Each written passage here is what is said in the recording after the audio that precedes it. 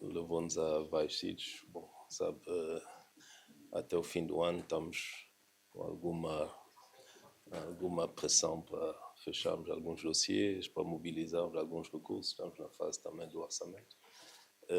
Mas eu diria que um dos pontos importantes foi a visita à Turquia. Aí sim conseguimos formalizar agora uma cooperação muito mais estreita com a Turquia, quer do ponto de vista do setor privado, quer do ponto de vista público.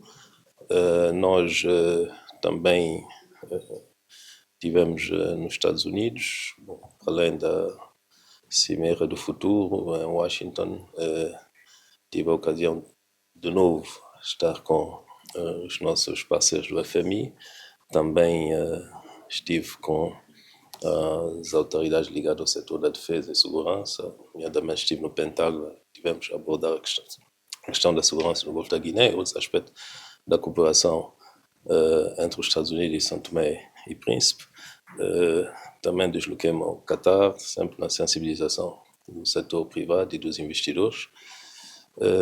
E depois, um momento bastante importante também, no norte de Portugal, na cidade de Porto, em que tivemos um fórum para, enfim, falarmos e tentarmos aprofundar as relações empresariais entre Portugal e São Tomé e Príncipe.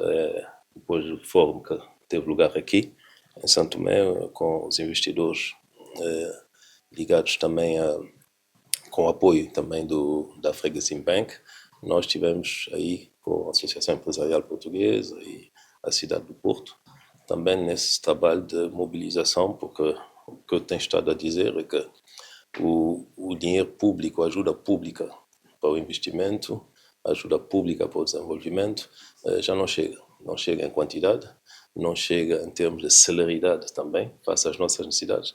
Por isso temos que fazer um grande esforço para atrairmos o setor privado. Destacou aí essa visita à Turquia, concretamente o que é que foi implementado ou acordado? Bem, nós assinamos 2 acordos importantes. Um acordo em matéria de segurança, muito concretamente vai iniciar com formação em Santo Tomé, de polícias, uma unidade de polícia mais especializada, e vai começar antes do fim do ano. A Turquia manifestou o interesse de cooperar connosco no domínio da segurança, da administração interna.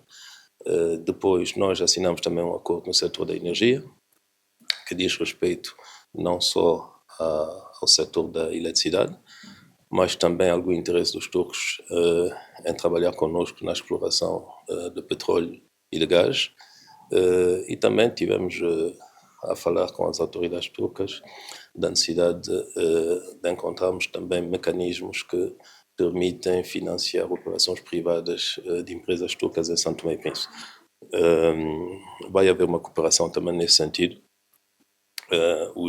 As instituições financeiras, digamos, Banco Central de São Tomé e Príncipe, Banco Central da Turquia e outras instituições vão começar a trabalhar para ver em que medida podem criar esse mecanismo de apoio ao investimento direto turco em São Tomé e Príncipe. Sobre a Cimeira do Futuro, que resultados foram produzidos nesta cimeira? Bom, a Cimeira do Futuro, para nós, fundamentalmente era apresentarmos as nossas preocupações para com o futuro e a questão do Fundo de Preservação Ambiental.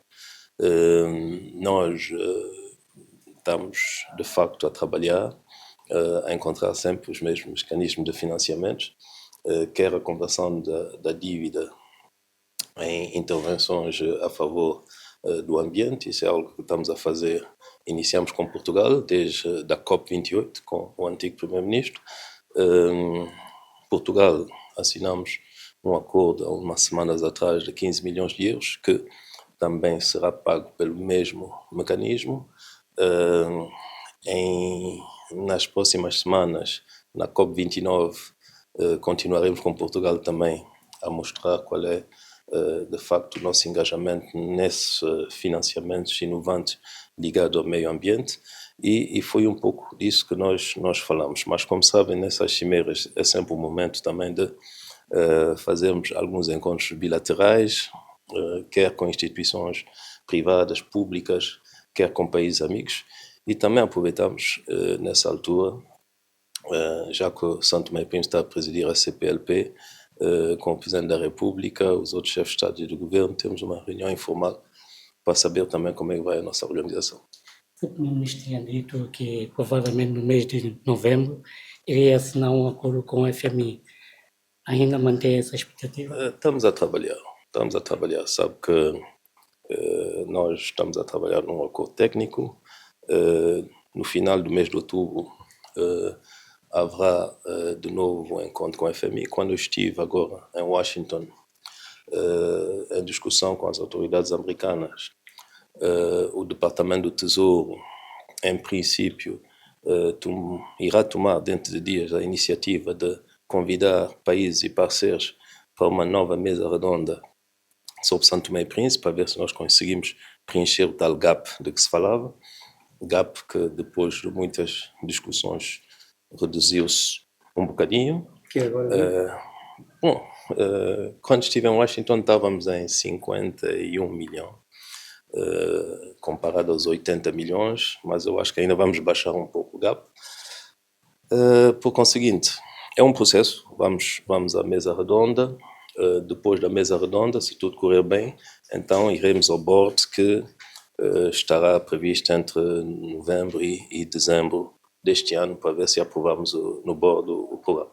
A mesa redonda já tem lugar? Será em São Paulo? Não, a mesa redonda será em Washington, durante as assembleias, e iremos também apresentar o plano de descarbonização, que é muito importante, quer para as nossas finanças públicas, quer para o ambiente, e também para mobilizar os parceiros, nomeadamente o Banco Mundial.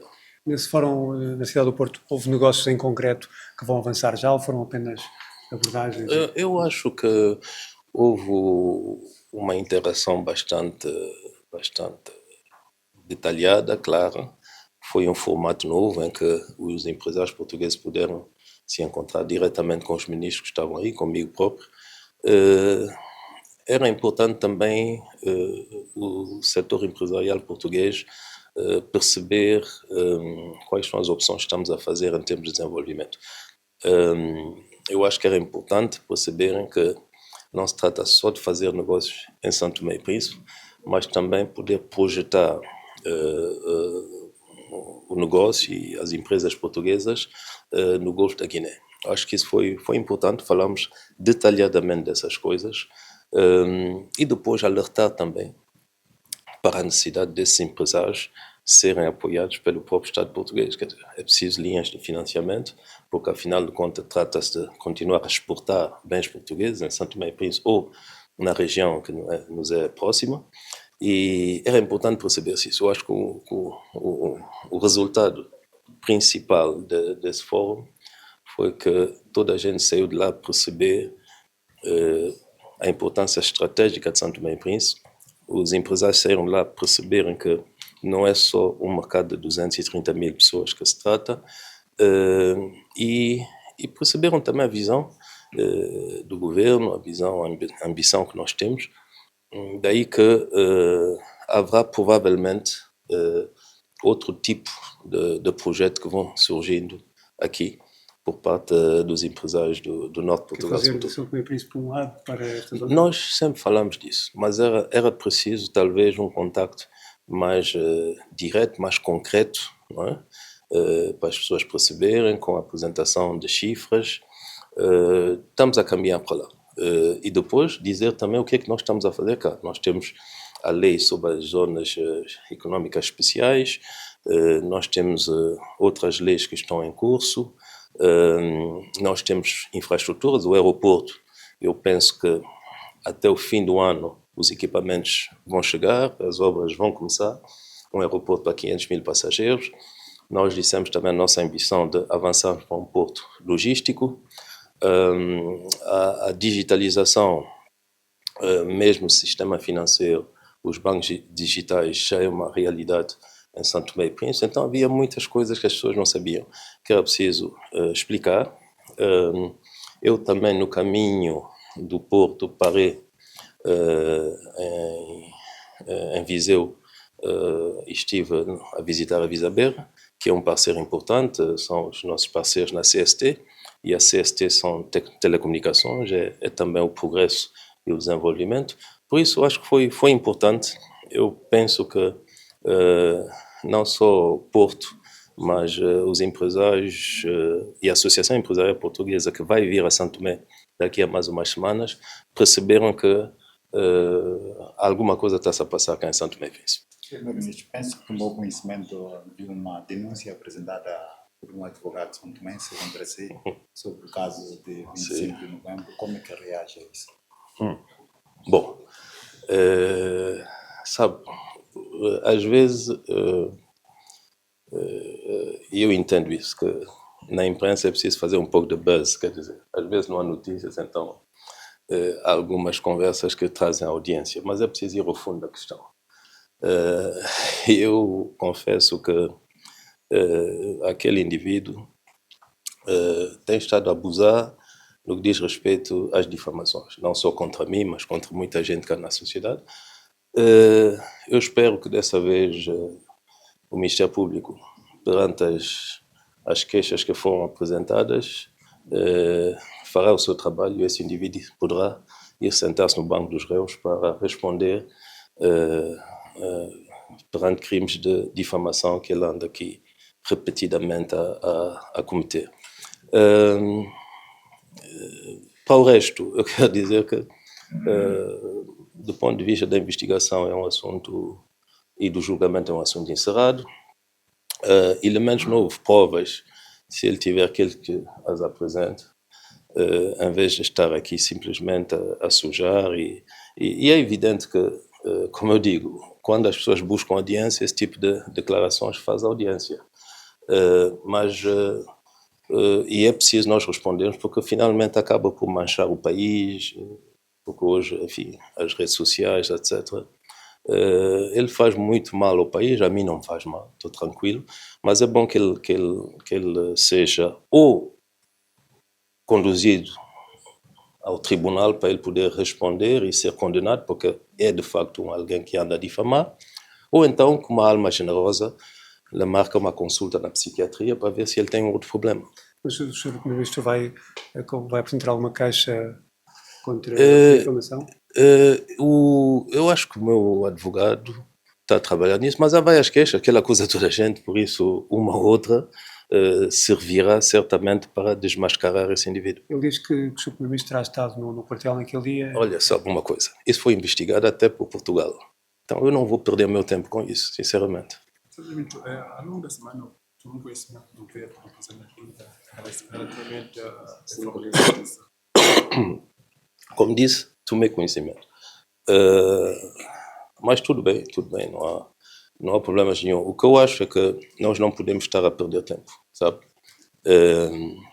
Parece-me ser um veto, tecnicamente é um veto político, porque se há um problema de constitucionalidade, existem prazos para que se possa fazer uma fiscalização preventiva para que o Tribunal Constitucional, que é o único que julga a questão da constitucionalidade, pudesse dizer se é constitucional ou não é constitucional.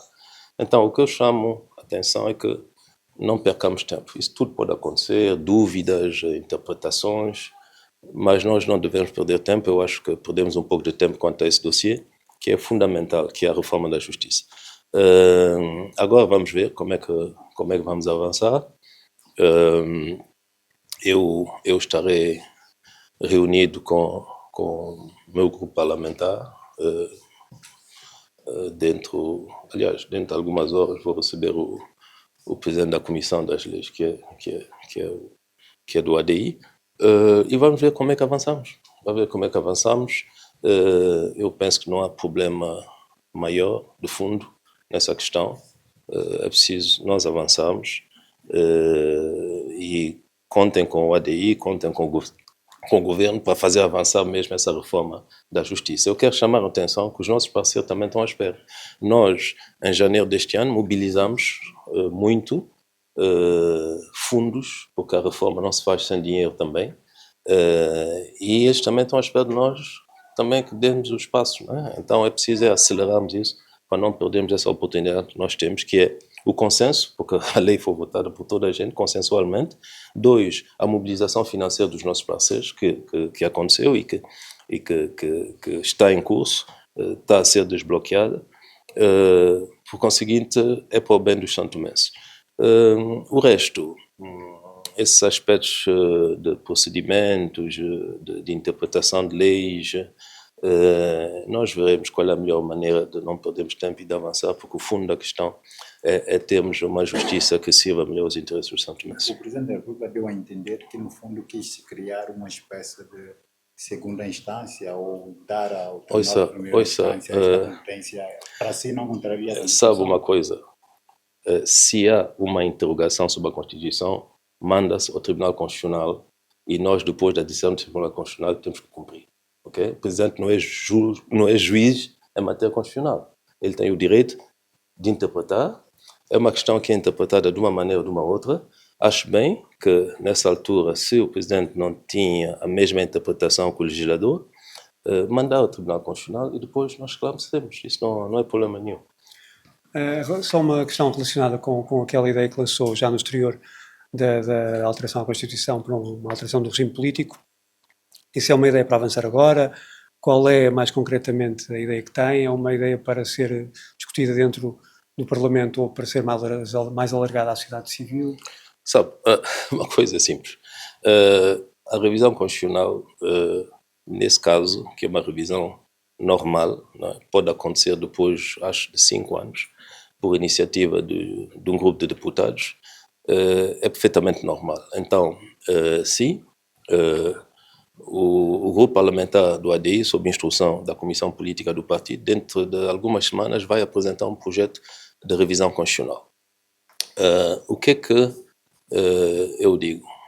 É que a Constituição, essa que nós devemos todos respeitar, mas que às vezes tem zonas de interpretação que é preciso esclarecer e que tem também insuficiência, porque de facto essa Constituição não prevê uma segunda instância, o que é mau para o direito do cidadão, tem que ser revista. Então, vamos ter um projeto de revisão constitucional, esse projeto será discutido no Parlamento. Se os partidos políticos, a sociedade, sentimos que há vontade de ir mais longe, que é de irmos para um regime presidencial, lista, então, dentro também do quadro legal, provavelmente veremos como resolver essa questão.